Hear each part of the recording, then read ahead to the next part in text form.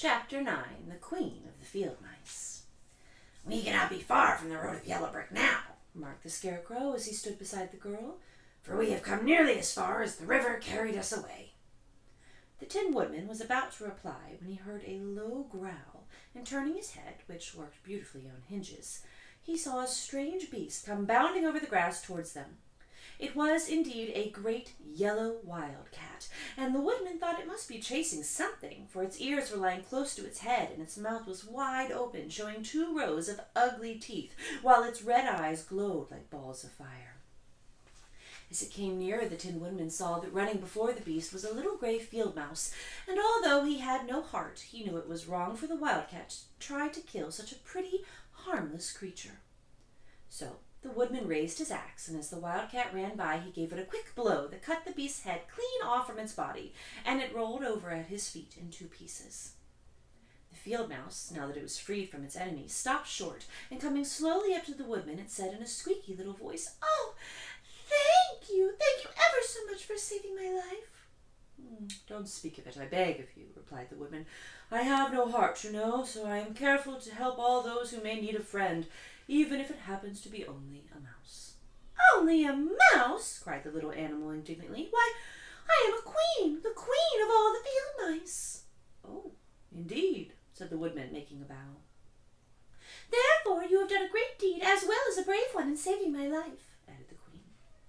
At that moment several mice were seen running up as fast as their little legs could carry them, and when they saw their queen, they exclaimed, "Oh, your majesty, we thought you'd be killed. How'd you manage to escape the great wildcat?" And they all bowed so low to the little queen that they almost stood upon their heads. "This funny Tin Man," she answered, "killed the wildcat and saved my life. So hereafter you must all serve him and obey his slightest wish." "We will!" cried all the mice in a shrill chorus.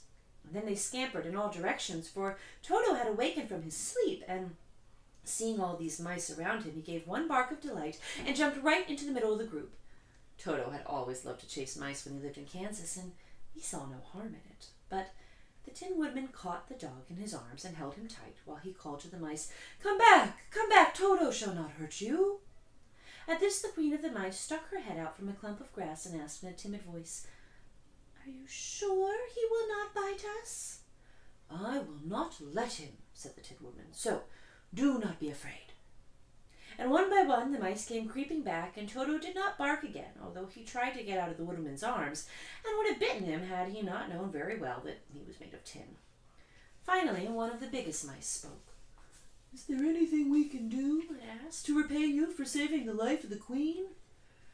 "Nothing that I know of," answered the Woodman, but the Scarecrow, who had been trying to think, but could not because his head was stuffed with straw, said quickly, "Oh, yes, you can save our friend, the Cowardly Lion, who is asleep in the poppy field."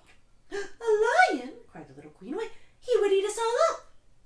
"Oh, no," declared the Scarecrow. "This lion is a coward."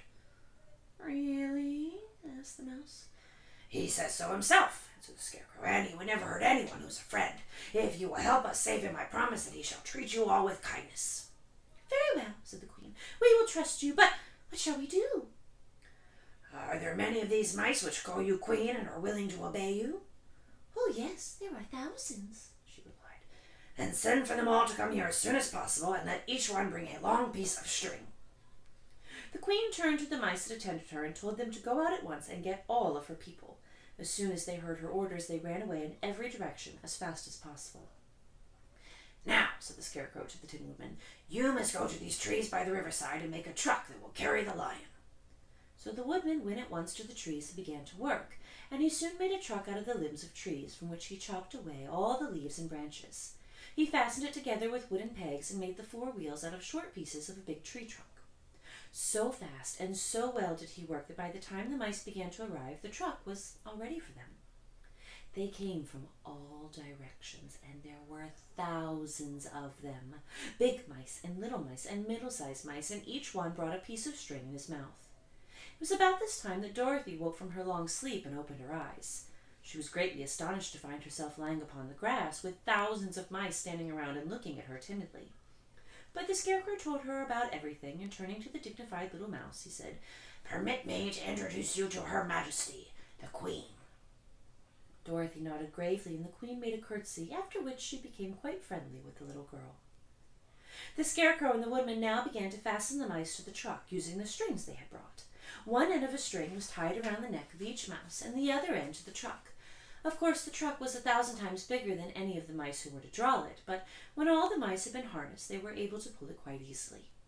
Even the Scarecrow and the Tin Woodman could sit on it, and were drawn swiftly by their queer little horses to the place where the lion lay asleep. After a great deal of hard work, for the lion was heavy, they managed to get him up on the truck. Then the Queen hurriedly gave her people the order to start, for she feared if the mice stayed among the poppies too long, they would also fall asleep. At first, the little creatures, many though there were, could hardly stir the heavily loaded truck, but the Woodman and the Scarecrow both pushed from behind, and they got along better.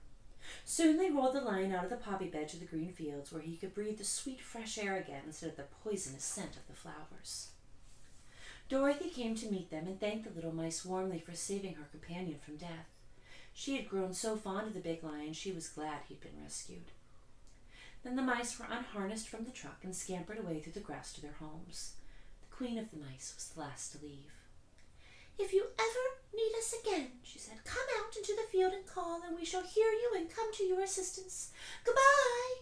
"Goodbye!" they all answered, and away the Queen ran, while Dorothy held Toto tightly lest he should run after her and frighten her. After this they sat down beside the lion until he should awaken, and the Scarecrow brought Dorothy some fruit from a tree nearby, which she ate for her dinner.